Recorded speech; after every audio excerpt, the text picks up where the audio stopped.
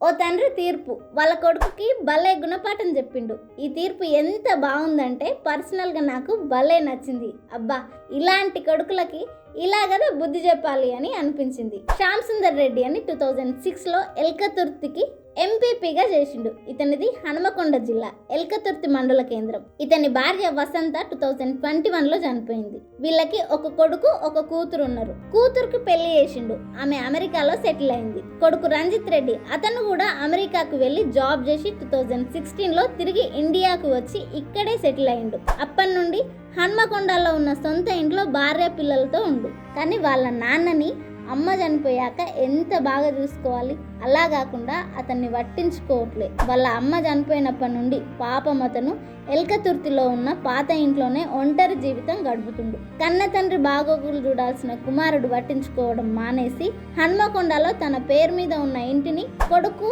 తన పేరు మీద రిజిస్ట్రేషన్ చేయించుకుండు. అంతేనా, తన భార్య వసంత పేరు ఉన్న 3 ఎకరాల భూమిని కూడా పట్టా చేయించుకున్నాడు. దాంతో పాటు తన కూతురు పసుపు కుంకుమల కింద ఇచ్చిన భూమిని కూడా ఆక్రమించుకుని సాగు చేసుకుంటూ ఇబ్బంది పెడుతుండు.